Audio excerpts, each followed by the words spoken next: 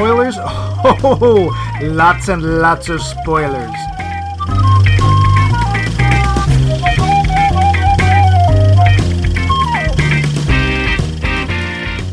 Emotions. You puny humans are...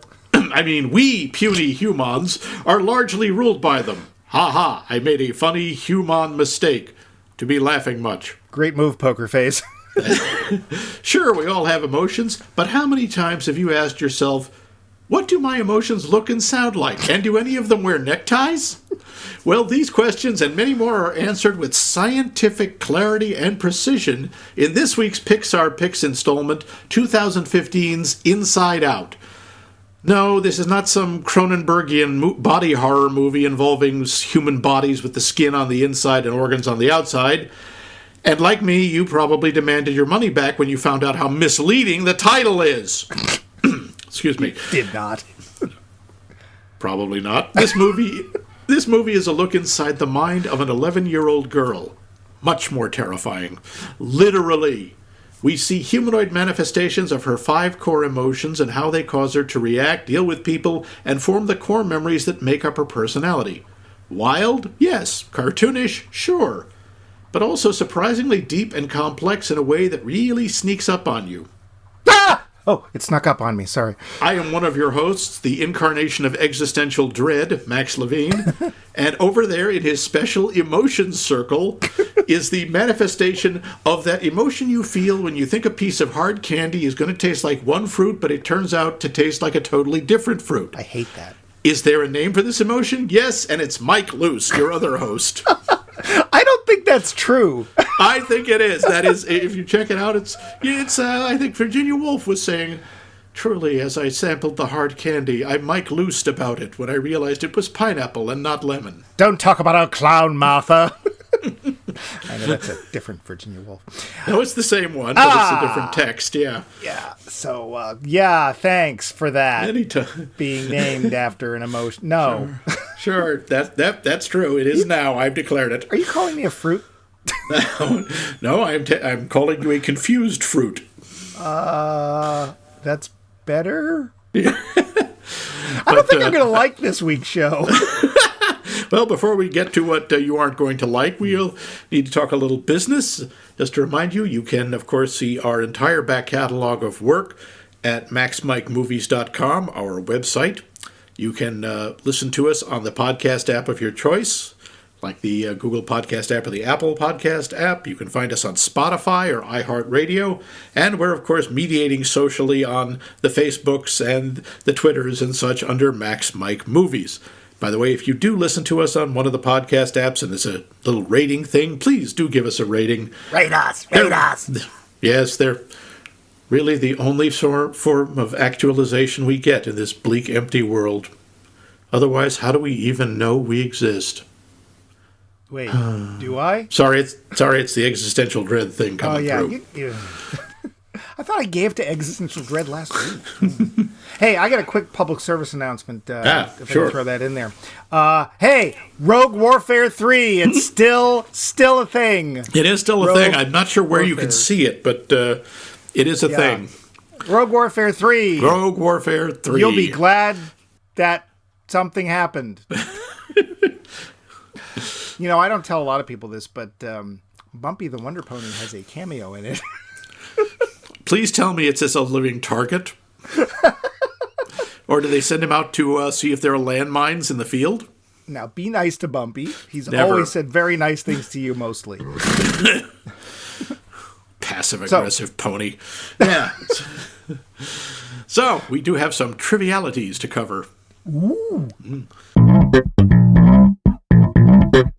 The show. This movie had about 45 animators, which is about half the number they used to use. So I Where did the other more half of the go? computeral machines. Oh. No one knows. You do too. You took them.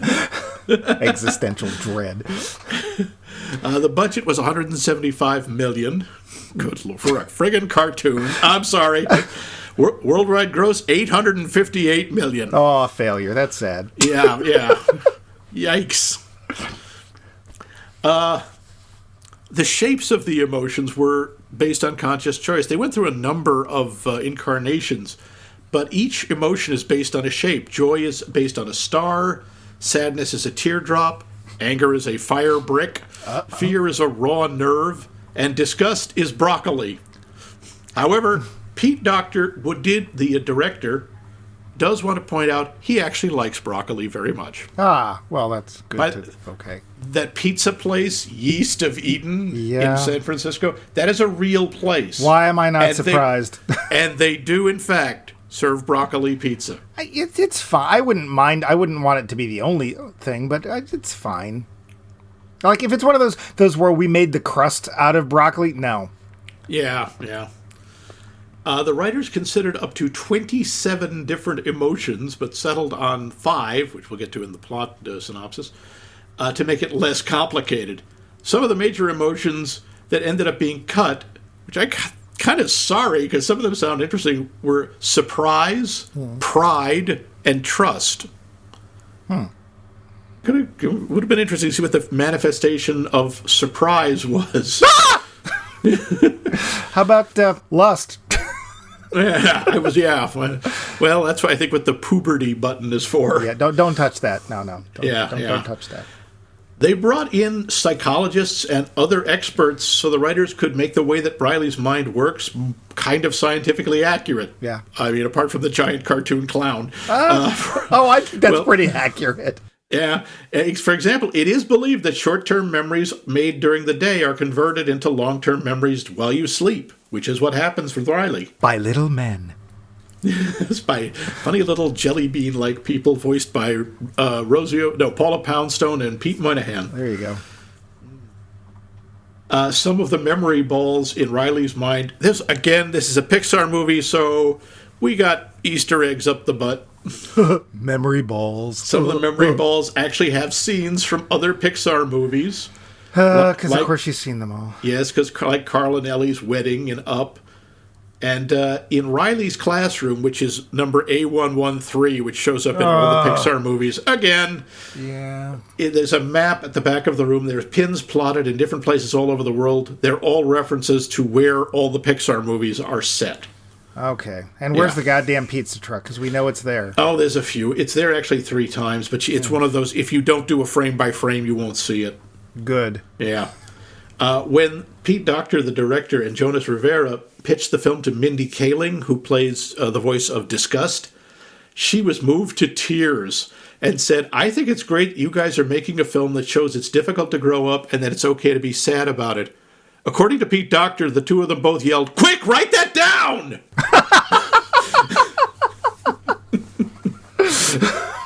Hadn't planned on that part, huh? No, like, that's good, we'll use it. Yeah, they did. Yeah. Originally, joy was supposed to be teamed with fear rather than sadness. They thought that'd be funnier. But they ended up going up with sadness instead when Pete Docter was on a Sunday walk and then had a bad train of thought. He thought he would get fired and lose his friends. And because of this, he realized joy needed to realize it was okay for sadness to be at the controls once in a while. Pixar invited Paul Ekman, an American psychologist who's a pioneer in the study of emotions and their relation to facial expressions, to brief the crew on the nature of emotions. Depending on the country of release, you know, when we see inside Riley's dad's head and he's daydreaming, depending on the country, he's either daydreaming about hockey or soccer. Well, you know, that makes sense. Yep. This, by the way, is the first Pixar film that has no antagonist character at all. There's no bad guy in this. It's true. Yeah, it's just a situational thing. When Pete Docter first pitched the idea of the film to John Lasseter, he said, imagine the fun we're going to have when it comes to casting. We could get, people like Louis Black as Anger. And that's what they did. How? I don't know, but I want to give that person a raise. Seriously. We'll say this right now. Louis Black as Anger is some of the most inspired casting, not just in any Pixar movie, but in any movie in the history of humanity. I think Lewis Black, at some point, it was just decided he needs to be animated. It doesn't matter what it's for. It doesn't matter what he's in. He needs to be animated. The only thing that I missed from his performance, and it's obvious why they didn't do this, is at some point he just doesn't belt out, "Son of a bitch!" Yep. The only time he swears, it effectively gets bleeped. Yeah. Yep. According to Lewis Black, when they pitched the film to him, they sent him a box of previous Pixar films and a letter that suggested, quote, that I may not know who Pixar is, which meant that they were crazy or they thought I was just some sort of recluse. Wow. That's almost kind of mean. It really, he's probably pretty dumb, so we'll send him our stuff. Well, he's probably such a misanthrope, he doesn't see kids' movies. The voice of Riley, Caitlin Diaz, was 11 years old when cast as the 11-year-old Riley. However, this movie took about 4 or 5 years to make, and she went through puberty and her voice deepened. So she talks like this. She actually had to repitch her voice to do post-production stuff. Yeah. For the voice of toddler Riley, they just recycled old dialogue of Mary Gibbs, who was the voice of Boo in Monsters, Inc. She's listed in the credits under additional voices. And, by the way, toddler Riley's hair is styled exactly the same way Boo's was. Oh. Yeah. Unlike the other characters, by the way, Joy doesn't have a shadow because of her bright personality. The bubbly texture of the emotions was originally supposed to just be on Joy. But then, due to the difficulty of animating the unique design, after 8 months, the animators decided to scrap it completely because it was becoming unaffordable. However, when John Lasseter saw it, he said, "That's great! Put it on all the characters!" Okay. Commenting on the incident, the production designer Ralph Eggleston said, "You could hear the core technical staff just hitting the ground, the budget falling through the roof, but it was all good. They found a way to make it work." I don't understand that texture, but okay. Yeah. According to Pete Docter, he mentioned the imaginary boyfriend design, apart from being from Canada, in Riley's mind was inspired by the entire band One Direction. Who are, of course, British, but that's okay. Well, because he admits his daughter, Ellie, who Riley is modeled after physically, is a fan of theirs. Now, this is a question I had after watching the movie. When asked about the genders of the emotions, Pete Docter said it was intuitive. It felt to me like anger is very masculine. I don't know why. Sadness felt a little more feminine, and Mindy Kaling as disgust felt right. Mom and Dad, we skewed them all male and all female for a quick read because you have to understand where they are, which is a little bit phony, but hopefully people don't mind. It was one of my notes. I couldn't figure out if they were trying to suggest something. I mean, hey, I have no problem with Lewis Black. As we mentioned last week, I think every adolescent girl needs her inner Lewis Black. I don't know where you can get one, but there you go. But it did seem kind of weird, although I did note that a couple of the figures in the dad's head, mustache dad's head, kind of looked like women with mustaches. Yeah, the Joy version especially. Yeah. I am also curious, and we'll talk about this, why in Mom's head the dominant emotion appears to be sadness, and in Dad's head the dominant emotion appears to be anger. That's that's kind of disturbing. We'll have to put a little post-it on that because I had the same note. Yeah, we'll get back to that. But let's get to the plot. What goes on in the head of an 11-year-old girl, you may ask? Well, this movie answers it pretty darn literally. Like all of us, 11-year-old Riley is driven largely by her emotions, represented anthropomorphically by joy, sadness, anger, disgust, and fear. When Riley and her parents suddenly end up moving from Minnesota to San Francisco, her emotions do their best to help her navigate this new uncertain world. Riley's dominant emotion is joy, who does her best to keep Riley happy. But in this scary, unfamiliar new environment with a new school and no friends, Joy watches in horror as emotional conflict actually arises, something neither she nor Riley have ever had to deal with before.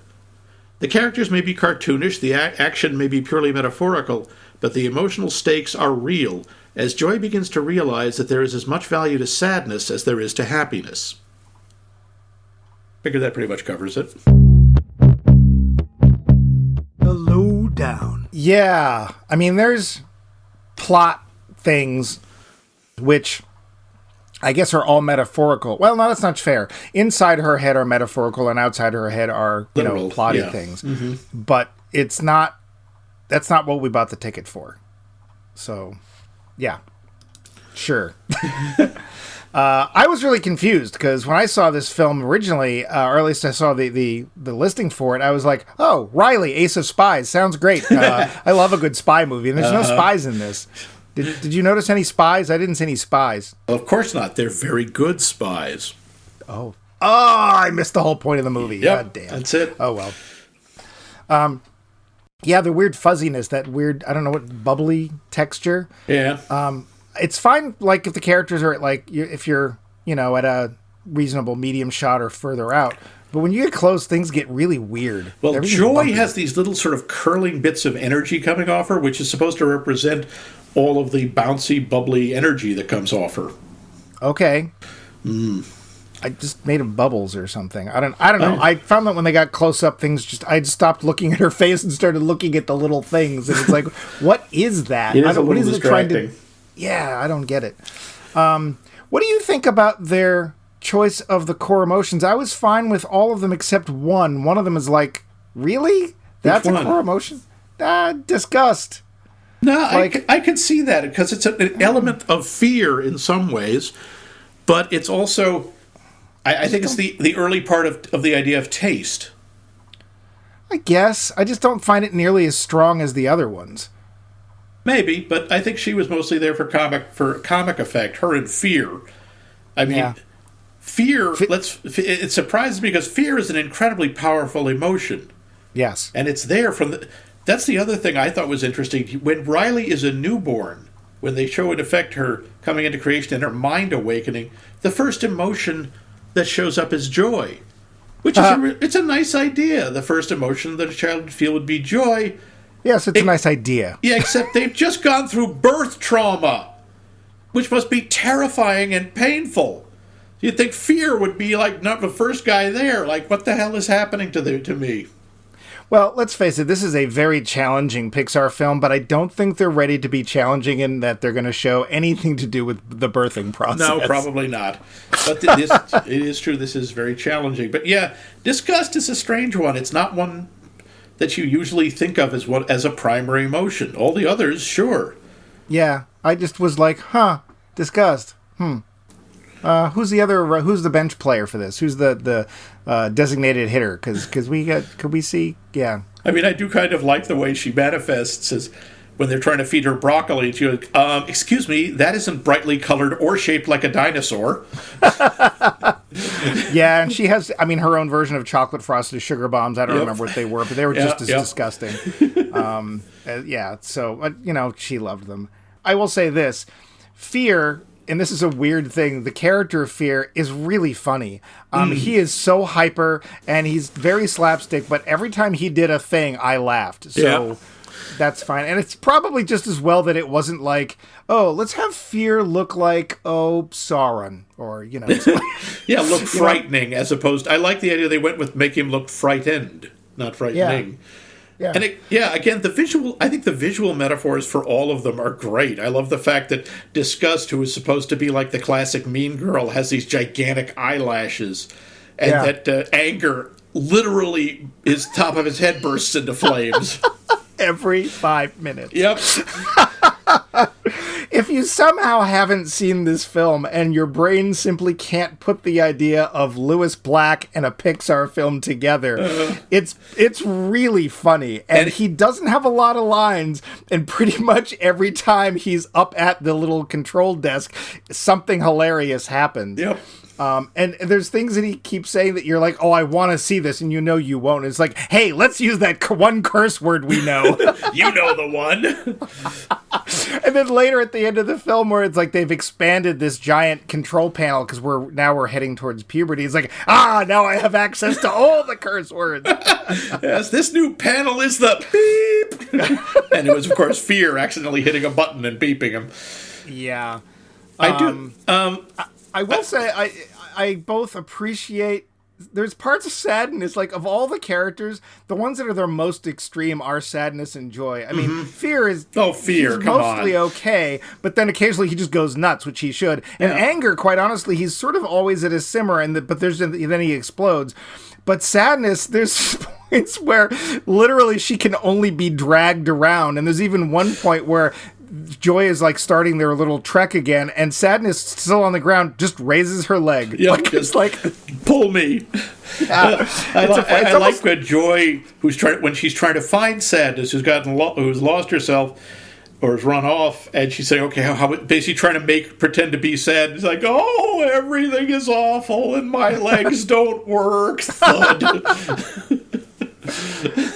Yeah. And Sadness it's a really tough bit. Like you said, who was it? The woman who played Joy said, "Oh, I really love the way that you're going to show that." That was Mindy Kaling. No, that was the one who played Disgust. Oh, Disgust. Yeah, because you sit there through the whole. Okay, so the major conflict is more or less between Joy and Sadness. Joy wants to be in control all the time because, of course, who doesn't want to be happy all the time? Joy will later be played by Xanax. But it is, and of course, when you're younger, I think you honestly do tend to be happier more of the time because you don't understand that the world's out to kill you. I mean, not really, but it is. And you sit there, and as an audience member, and I've seen this film like 2 or 3 times, you sit there going, yeah, what's so great about Sadness? Maybe we should put her in a box or something. And they really do manage very well to point out that, yeah, there actually, not only are there times when it's good to be sad, but that you can look at things in different ways and not really change them. Because Joy's all upset about these core emotions that were all happy memories. Yeah, and then whenever sadness touches them, they become, in effect, literally tinged with sadness. They turn blue. As opposed to, every emotion has its own color. Joy is, golden yellow, and sadness is blue. A little on target, but whatever. Anger's red.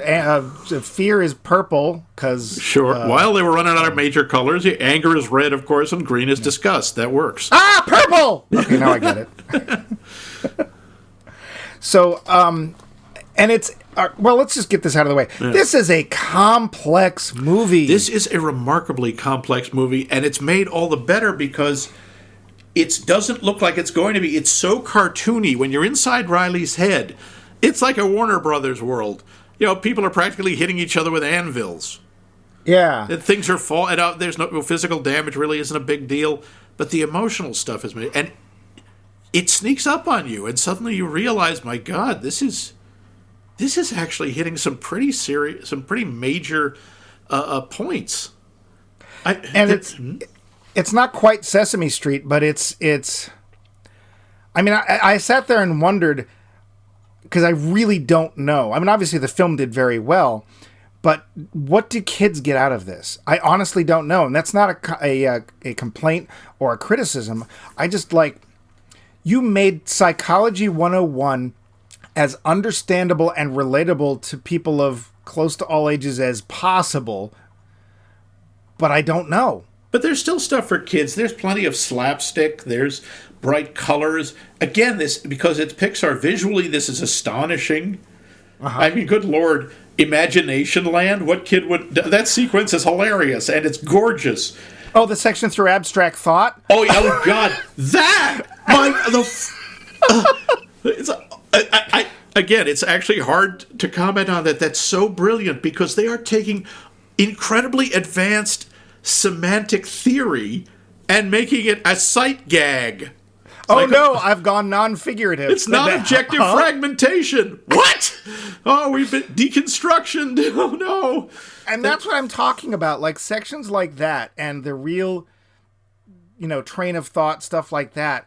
And again, it's not a critique. I literally just would love to know what kids got out of that. I don't know. I mean, it's just the little jokes that when they're going along in the train and Bing Bong is going, yep, there's critical thinking, there's déjà vu, there's inductive reasoning, there's déjà vu. It's like, whoa, just a throwaway. But I mean, I wonder if it's not, because neither of us has kids. I mean, you have me, but that's as close to a kid as you're going to ever get. I wonder if this film isn't a great opportunity for parents. I think it is. I mean, as you say, I don't have kids, but I got a godson and I got my niece, and I think this would be a great movie for kids. I spoke over you. What? Well, the idea that if you sat and watched it with your kids at home, and you would be able to pause it if they ever said, "What does that mean?" Like, because here's the thing, I try to tell this to people all the time. If this is my own experience. When I was a little kid, my mom used to take me to the Museum of Fine Arts. And I'm saying little kid, I mean like 6, 7, 8 years old. It's like, what do little kids get out of, conceptual art or whatever? And I got to tell you, at the time, nothing. Yeah. But those seeds were planted. And I remember the first major exhibit that I went to see at the Museum of Fine Arts, Boston. It was weird. And to this day, I don't understand the point of it. But imagine as you walk through the old entrance of the museum, there were these giant 3-story inflatable mushrooms made out of garbage bags.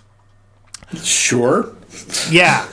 But I remember them. And my sister and I played a board game when I was a kid called Masterpiece, and it was all about buying and selling fine art. And the paintings in there, I remember them. And as an artist now, it made a difference. Like, those things stuck there until I could unravel them. And maybe that's how this film works for kids. But, man, it's like it doesn't really pull punches. It doesn't try and unload, Jung or Freud or anything like that.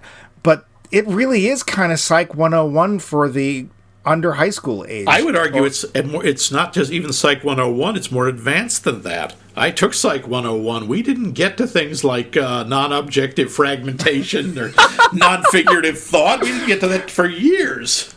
And, of course, you can do that visually in ways you can't verbally. And as you say, a kid isn't going to know what the terms mean, but visually it looks really cool. Suddenly watching them turn into these weird, Dali-esque figures, and then suddenly just real simple shapes, and then two-dimensional shapes.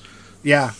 Well, and the way that Joy solves that problem, it's like, oh, we can't move further towards our goal, and Joy suddenly figures out, oh, well, we'll just pretend that the goal's right there because we're two-dimensional, just smaller, and I'll squeeze through. It's like, okay. I honestly don't know how they made this. Like, animation-wise, sure, computers, you sit down there, you design your characters, you move them around. But the script, it's like you said, there's no real... Like, all the conflict is just within this one character. Mm-hmm. And you're having to explain it through psychological terms. It's really bizarre. And what's even more bizarre is how well it did. Yeah, this is very not traditional. This is, giving things away. This is peak. This is peak Pixar. This is where Pixar is saying, we're going to do something nobody else has done. Yeah. We're going to do something really original and something that probably shouldn't work. No. But we're going to do it anyway. And they're going to challenge make it work. And they do. They challenge you. Yeah. Challenge the hell out of you. Like, just some of it, again, children, when they run into, joy and sadness through just hijinks and shenanigans, get dumped out of headquarters, which is Riley's, prefrontal cortex or something. Sure. And they end up dumped out in her memories, or where all the short-term memories are stored in long-term storage, which is this massive maze of shelves of glass bubbles. Yeah, real quick, what did you think that signified? What did I think what signified? Joy and sadness being kicked out of the clubhouse. Like, what do you think that represented to Riley? I think it represented depression. Okay. I think a great deal of... And that is, by the way, I remember reading this when the movie came out. This is jumping ahead a bit, but toward the end, when Riley has decided to run away and try to go back to Minnesota, and the three emotions who are left, fear, disgust, and anger, realize we can't make her feel anything. That is the effect of profound clinical depression, is you get dissociated from all your other emotions. Well, that's a happy ending, isn't it? Yeah, isn't that nice? It's all right. She gets better, but... So the villain in this case is, in fact, clinical depression. Yeah. Moving on. Yeah. Well, it's, again, the odd thing some of the visual cues are really interesting. You notice that joy and sadness have the same color hair and the same color eyes. They're the only ones who do. Well, the other thing I noticed, and this is a weird thing, is that Sadness's teeth, her front teeth, are the same teeth as Riley's. None of the rest of them are. Oh. I don't know why that's a thing, but it is. Because Riley has like one tooth is slightly longer than the other. I didn't notice that. Okay. Yeah, I don't know. And as you say, the thing is, everything that's going on in Riley's head is so dramatic and so over the top, but what is happening in the real world is very mundane and very believable. Right. I mean, when anger, he's all being all, we'll show you, and he grabs the controls, and what she does is she gets snarky, or she snaps a little, she snaps at her parents. Again, like a kid would. That comment, it's got a high level of sass. Yeah. Yeah, so we are bringing the foot down. Go to your room. Yeah, So now let's take a quick comparison and contrast here, because I think you brought this point up in the trivia, and I had it in my notes as well. So as you pointed out, Mom, her lead character that we ever see is sadness, and Dad's is anger, but neither of the characters are, admittedly, in the brief times that we see them, nearly the extremes that they are in Riley. Well, that makes sense. For children, children's emotions are a lot stronger. They're a lot less tempered.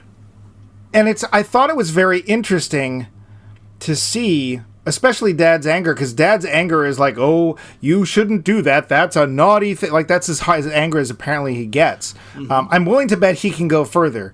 But it's... And I'm a little... Not sad. Oh, sad. Will you drag me around the apartment, Max? No. Okay. That we don't see a little bit more that talks about that, because I think it's actually a very important point. Now, that being said, there is plenty for the movie to do. Oh, yeah. But I think what ends up happening and what they are trying to suggest visually is that as your emotions... or as you and the person mature, they will grow a mustache. No, that's not what I meant. Grow a mustache, yes. Or all get glasses, yes. Right. I think what it's trying to say is that each of the emotions becomes more a part of the others. So that anger is tempered a little by sadness and tempered a little bit by fear. And it's like you're never quite as pure as you were when you were younger, which, like you said, is probably a good thing. It also seems that the emotions in the adults are more of a team. They work together. Right. As opposed to Riley, where in effect they're often sort of like butting heads or arguing. There's more conflict. Yeah. Whereas they've learned to the older emotions, more mature emotions, become a little more harmonious, ideally. Yeah. Still, I think it's very telling that the parents are, a married sadness and a married anger. Mm. Like, it suggests a lot. I don't expect this film to delve into that. That's not the point, and I don't say that it should, but I think it's a really interesting detail that they didn't just put joy as the head of other people we meet. And of course, if you stay through the credits, you'll get to see the inner workings of a pizza person, a dog, a cat. I actually love the fact that one of the cat's inner things is just up on the counter poking at stuff it's not supposed to. Yep, and then the cat just reacts randomly, or the Disgust cat is barfing up a hairball in the background. Yeah. Oh, yeah. It's funny because the film visually is actually pretty simplistic. Like, some of it is. Inside the head, things are very brightly colored. Like, the interior of whatever that clubhouse is very minimal. There's just not a lot of unnecessary clutter.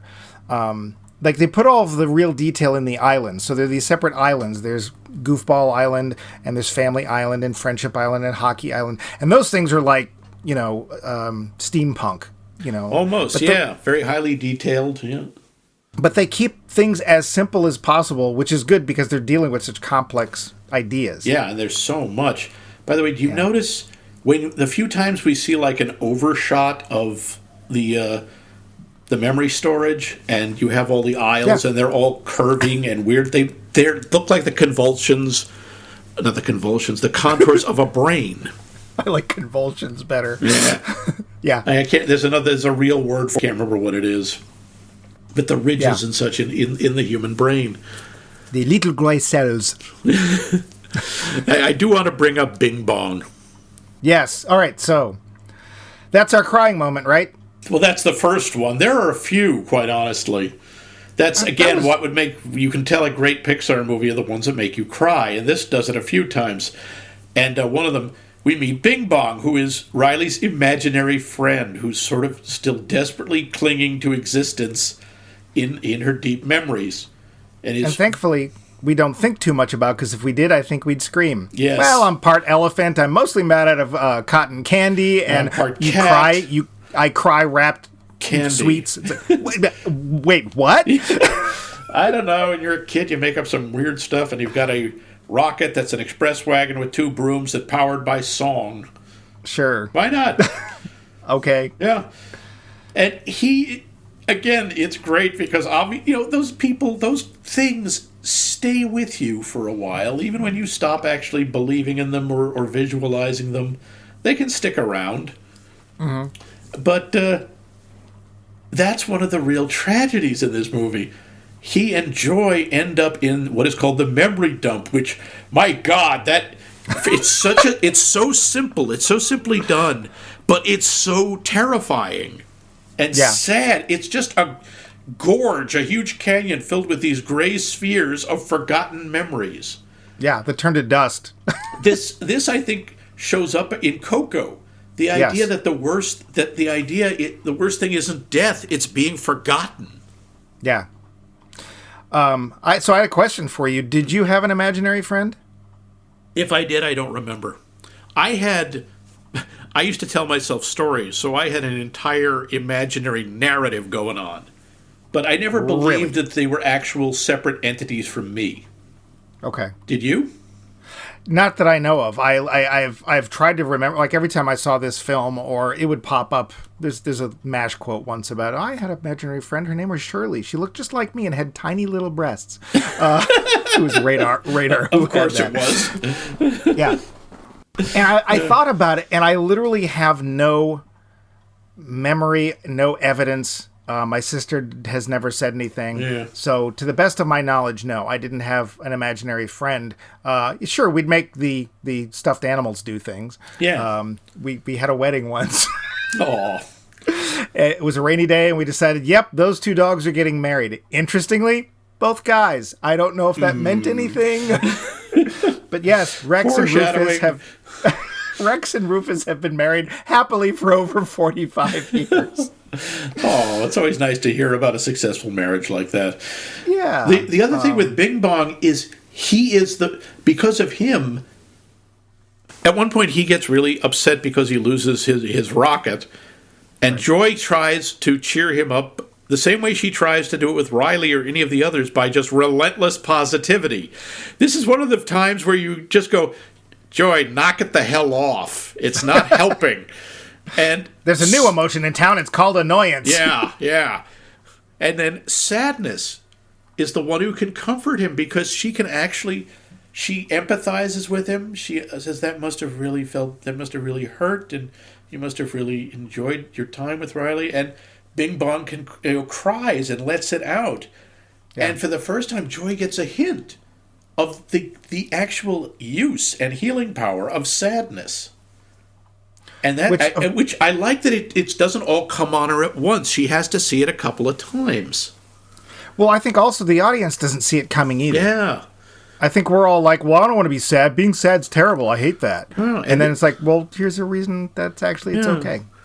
And then when they're actually in the gorge, for me, the first real tear-up moment is when Joy is realizing she can't get out, and she's picking up the memories and replaying them. And you just see how much she adores Riley. Yeah. And it's not like this is... it's interesting that she always thinks of herself, and the other emotions think of themselves as separate from Riley.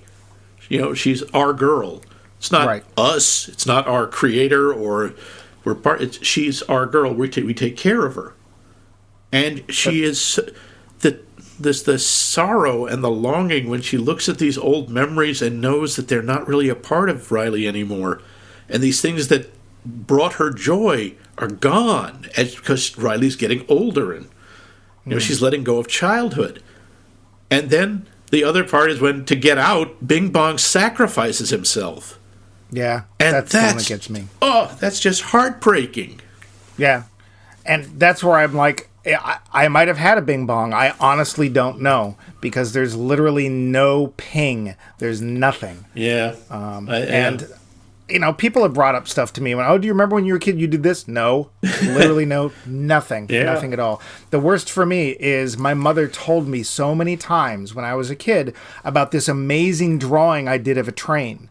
And she said it was like, you could see the skill, and you could see that you were, you know, you really drew this train, you knew what it was, and it was this amazing picture. I have never seen it. I have no memory of this picture at all. And my mother kept saying, it's in the basement, it's in the basement. Never found it.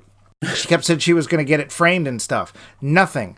And when my mom passed away, we looked through the basement, never could find the damn thing. I don't remember drawing it.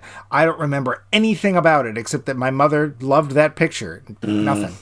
So, yeah. I think this movie makes you think a lot about yourself. It does. And just the way, the idea, the world building, in effect, in this movie is so good. In the first 7 minutes, we understand each emotion, and we understand the way the mind works. We have the islands, which are formed by core memories, which form her personality. The idea is, yes, that's right. Your memories, your past experiences are what shape your personality. Yeah. It works. It's just a little weird. The one metaphor I had trouble with is we start watching the islands crumble, and part of this is because joy and sadness are no longer in the clubhouse. But also as we see certain things as Riley is changing, testing the waters, doing things she shouldn't be doing, that these islands are collapsing and falling into the abyss, literally the abyss. And it's a little difficult because it feels very final. And the reason I say that the metaphor isn't quite as clear is that we don't realize until very, very, very late in the film that those islands aren't meant to be permanent. They are a construction of an understanding of a subject at that time. So Riley's understanding of family is equal to this island up till that point. And that when it gets destroyed, it's not that she no longer understands what family means. It's just that her understanding of family has changed and grown so much that the old one no longer encompasses what it was. But that's a metaphor that I think we have to work a little bit harder for. Again, there is so much going on in this movie. I can't really complain. But that was one of the things, like, are these gone forever? Or what? She can't play hockey anymore? What's with that? And real quick, I love the fact that she's a hockey player. Yeah. That is so awesome. I'm so glad that they took a little girl. There's no freaking princesses. There's no typical stuff. She plays hockey. Nobody in the movie makes note of this. It is not like, oh, well, she's good for a girl. And I think it looks to me like her team is made up of boys and girls. Yeah, it's a co-ed team. But, she's from Minnesota. Of course she plays hockey. It's a statute in the state. If you're a child, you have to play hockey. I'm almost sure of that.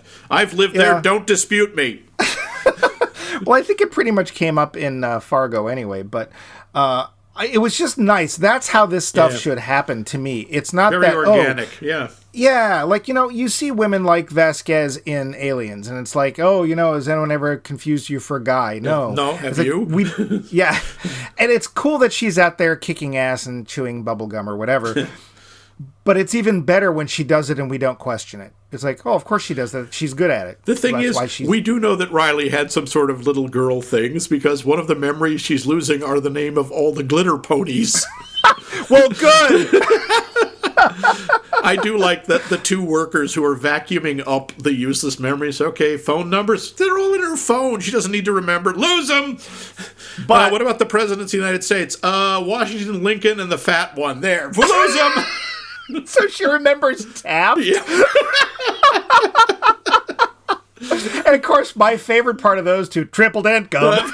Oh, that's wonderful. It's such a great visualization and idea of how a song gets stuck in your head. I love the idea that it's some bored workers down in your memory storage decide to send it up into your consciousness just for the hell of it. And when it shows up, there's anger. Ah!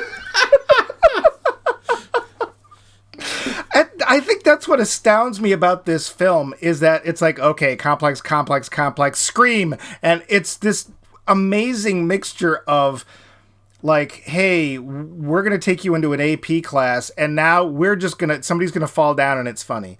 Like, and those two things somehow work together. And I think that they do them at appropriate lengths of time so that it's like, okay, my head's starting to swim. Oh, nope, something funny. Good. Phew. Now I've had a breather. Yeah. Even the emotion, like, because we're sitting there going, Joy is just like, yeah, we got to get back and everything's going to be great. And I don't want to. Everything's really bad. Now I read the manuals and this is not going to come out good. And it's like, even sadness can be funny, which is weird, but it's true. Yeah, like, don't you... well, what makes you happy? Or, I like that movie about the dog that died. Yeah, there are 3 adult references in him here. Like, did you really just... So that's an Old Yeller reference, right? Because that's a Disney movie. Yep. I'm sure, because it's really obvious, you caught the Chinatown reference. Yes, forget it, Jake, it's Cloud Town. Oh, my Lord! But the first one, the one I'm like, did they really do that? They get to their new house in San Francisco, which quite honestly probably cost $3 million. Oh, yeah, no, she doesn't like it, but my God, that's like a 3-story townhouse in the most expensive city in America. Yeah, but she walks in and what is there? Dead Remy the Rat from Ratatouille. Yep, and in her dream, he's undead, which is worse. Yeah, but it's like, you look at that character, it's like, that's Remy, and it's dead. It's in the middle of, it should be in France. I don't know how it got here, but that's Remy and it's dead. What the hell? I like Disgust's line when they see her room. I envy the dead rat. Yeah. And just little things when they're in Imagination Land, which I love the fact that Imagination Land is or the dream world is a movie studio or a TV studio. I think that's great. And they go down to the deepest fears. The 2 guards. Yeah. Those voices, do you know who those were? That was Frank Oz and Dave Goltz. From those great actors from the Muppets. And that whole bit they're doing of, is this your hat or my hat? Yeah. That's a tribute to Waiting for Godot. Yeah. We've got a Samuel friggin' Beckett tribute in the middle of this children's movie. Wow. Yep. Okay. I didn't care. I've never seen the play, so... and I only know the nice Mr. Beckett and Hardware. Sorry, that was a very... That's a deeper... Oh, that's a deeper, eh? Oh, that's great.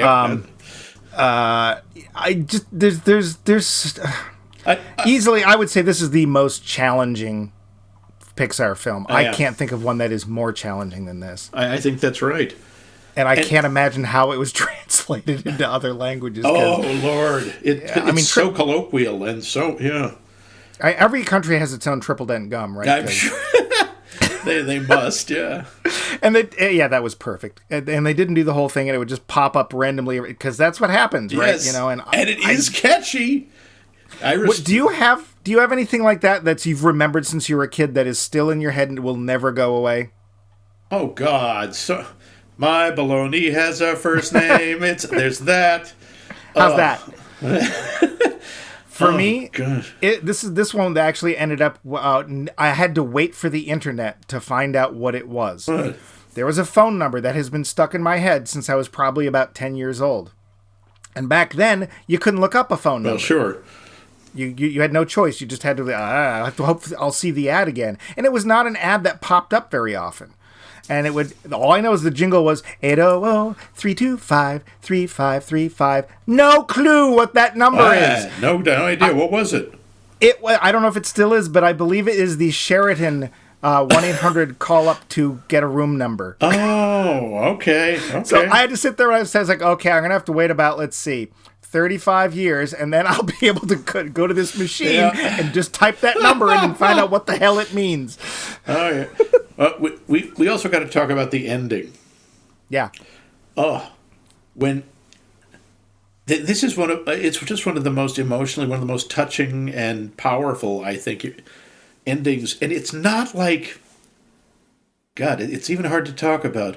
I really like when basically the remaining emotions, fear, disgust, and anger, decide that Riley should run away, that she should go back to Minnesota. I love their reasoning. The characters are portrayed as adults, but their reasoning is that of a child's. It's like, we need new core memories. We were happy in Minnesota, therefore we should go back to Minnesota. Right. No thinking ahead, no actual, what would we do there? But And that's what they want her to do, and that's what, in effect, that's what she wants to do. And we have to remember, these are her emotions. Right. And as she's leaving, and they can't get the idea out of her head when they realize it's a bad idea, even especially fear. And slowly the console starts to turn gray, and they can no longer access her emotions. They can't. She's now cut off from her emotions. And you notice the world changes color, too. Well, it sort of bleaches of it. Yeah, all the bright colors fade away, and her face loses all animation. That's when she goes into a real heavy depressive episode, I think. And she is just... And when they get back, Joy knows she can't do it. She's not the one alone who can do it.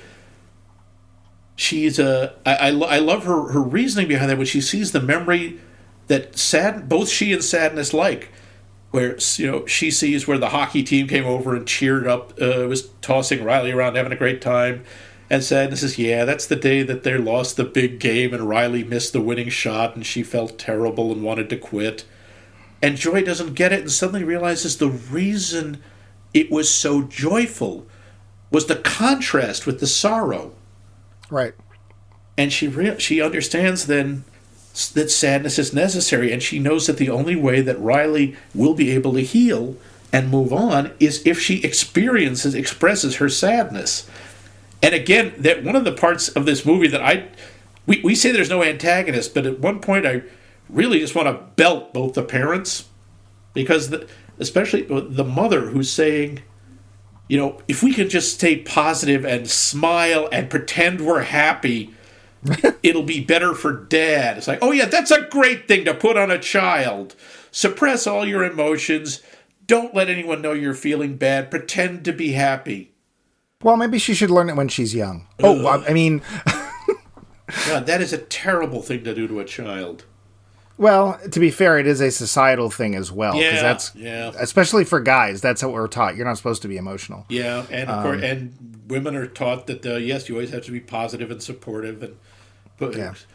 I remember Marge Simpson saying, "You just take all that anger and sorrow and squash it down into a little ball deep, deep inside you, and never let it out."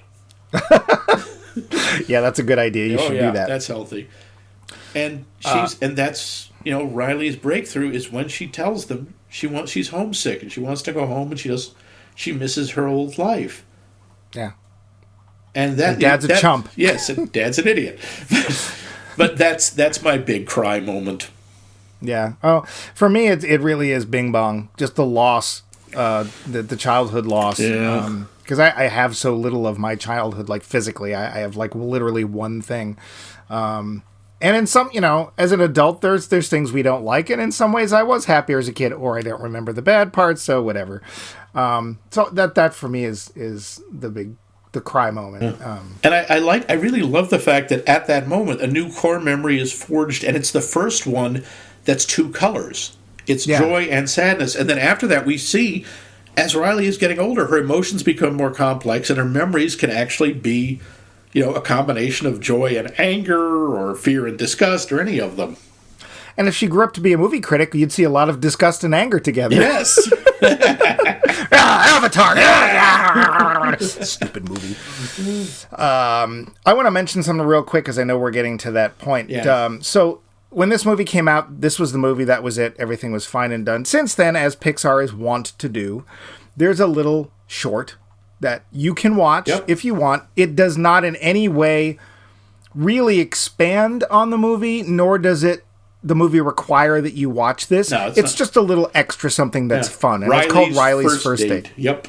Yeah, so the kid that she runs into at the hockey rink, where she literally has to jam his water cup back under his arm because he's like, "Oh, girl!" I love that sequence. It's so quick, but we see inside his head, and all his emotions are panicking, and this alert is going off: "Girl, girl, girl." Fear is just curled up in the fetal position, rocking back and forth. It's perfect. Yeah, apparently his name's Jordan. Yeah. That's fine.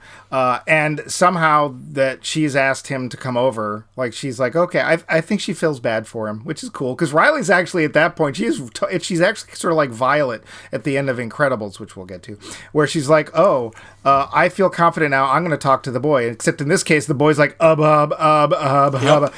So in Riley's first date, Jordan comes over, and the parents are immediately like, what's this boy doing over? And Dad's anger is just like, a boy in my house! And the foot's coming down. And the best part there is the kid, Jordan, is just like, his mouth's hanging open. There's like, you get this idea nothing is going on in his head. Yeah. And Dad's trying to be like, okay, I gotta be supportive. All right, what do you like to do? And the kid's like, nothing. Mm-hmm. And the dad's like, oh, here it comes. And finally, the kid manages to go, yeah, I'm kind of in a band. And the dad's inner emotions are like, hey, wait, we were in a band. Yeah, yep. And there's this great scene where the two of them are totally connecting over AC/DC. Yep, because they're both Dad playing air guitar and kicking over the furniture. He played lead and Jordan plays bass. Mm-hmm. So they can rock out and play different parts. And those two are getting along together, which of course gets Disgust something to do because, of course, Riley's Disgust is like, no. Yes, and watching Mom trying to use, hip youth lingo and just failing at it miserably. I mean, she uses it correctly, but boy, is that painful. Oh, it really is. It's dead on. Again, it's not essential, but it is adorable. It's fun to watch. Yeah. I love the post-credits in the original movie, too, where we just get looks inside everybody else's head. Yes, oh my God! And I love the fact that, like, the bus driver, all of his emotions appear to be anger. Yeah, all of them, and you can understand that. Yeah, the best, I think, is the cat, but the others are fun. The goth chick at the pizza, where all the emotions have, like, goth hair and makeup. What are we mad about again? I don't know. Whatever Troy's mad about. What's Troy mad about? I don't know. I even like the dog. The man has food. Let's get the food. And it's nice, too, because it's a little throwaway thing, but also it's kind of showing a commonality, right? Yeah. Between different people, and even animals in some way have similar... I mean, it's not the same. There's no little whatever. Yeah. Although I have to wonder, because at that point where we see the empathy from Sadness to Bing Bong, I was like, did the emotions have little people in their heads? Like, how far does this go? Yeah, how recursive is this? Yeah, fractals. Yeah. But... I got through all my notes. How about you? Yeah, pretty much got all of mine. So now, the big surprise. The roundup. So, Mike, what did you think of this movie? Again, I think it's the most challenging Pixar film, and they knock it out of the park. How? I don't know. Yeah. They've taken an exceedingly complex subject, and they... Honestly, they sugarcoated it and put a prize in the box. I don't know, but they did. And I think it's got a lot to say. A lot of it's good. I'm sure people could swoop and go, scientifically, this theory is not actually properly portrayed. What the hell ever. Come on. Even if it's just your first exposure to thinking about how you work. Great. It's funny. I laugh. It's got its cry moment or moments, depending on how you're looking at it. Visually, even the simplistic parts work very well. San Francisco looks really crowded and dirty, which it is. We don't see any giant robot or super friends flying around, but that's okay. They'll come later. Yeah, I'm sure they're in the sequel. But yeah, I would never have guessed that they could pull this off, and they did. And I hope that it was, in a way, evidence for them that not only can they do this, but they should do it. Like should continue to challenge. Because again, they made 4 times their budget, which is past the sweet spot. Yep. So Pixar, please continue to challenge and make something interesting. How about you, Max? Yeah, I love this. I think this may be my favorite Pixar movie, just in terms of it's such a surprise. It's unique. Again, beautiful to look at. You laugh, you cry, you kiss $10 goodbye. I think it's wonderful. I don't know if it's the absolute best, but it's certainly the most original and the most Pixar. And as you say, I really wish they would just stick with stuff like this and not insist on churning out sequels. Yeah, because pretty soon, right after this, we don't get any thing until Coco, yeah. And yeah, it's just like, hey, how about Cars 5.5? Yeah. Okay. And then, we get... Now, admittedly, I think that at least it looks like they're trying to get back to that. The last one they did was Onward, and the next one, Soul, looks like it could be interesting. I mean... I would say potentially more with Soul than Onward, because Onward was fun. Yeah, Onward was fun. It was not one of their greatest, but it was fun. But it made D&D cool, so... It did. Although, to be fair, by this point, D&D has made itself cool. Yeah. Something I never thought would happen, but there you go. Never imagined. But I think this is a great movie. Totally recommend it.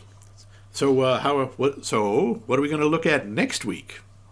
Some movie, something Troy likes, What is Troy like?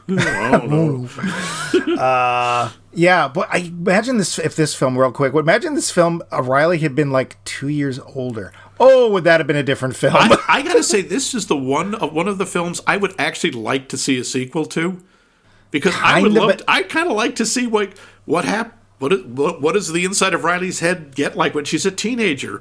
Or maybe she actually becomes an astronaut and does go to the moon like Bing Bong wanted to. And what happens when Deadpool shows up? Yep. Oh, wait, what? Well, yeah, I kind of do and I don't. I'm perfectly happy with the way it is, but it might be interesting. Yeah, exactly. Next week, though, we're going to go back to school because Max, you and I need to go back to school. Oh God, the Rodney Dangerfield movie, really? No, that's not a Pixar film. I'm pretty sure. Oh, I don't think Rodney Dangerfield ever showed up as himself in a Pixar film. What, Rover Dangerfield wasn't a Pixar movie? No. Oh, no, okay. No. But I'm glad that you have all these references that you can throw at our poor listeners. No, next week we're going to a sequel. Well, it's not really a sequel, but it kind of is. Prequel? Yeah, it's a prequel, which is weird because the character voices sound older than... But anyway, we're going to go to Monsters University. Good old MU. Yeah, and we're going to see what frat boys really do in the Pixar universe. Oh, boy, is this going to be great! May I have 10,000 marbles, please? Yes, you may. Yes, we are going to go to Delta House, and we are going to see the horrible things that happen at Monsters University. Monsters University. So, remember, Monsters University, not incorporated. Not incorporated, and not Monster State College. Very different movie. The high school after high school.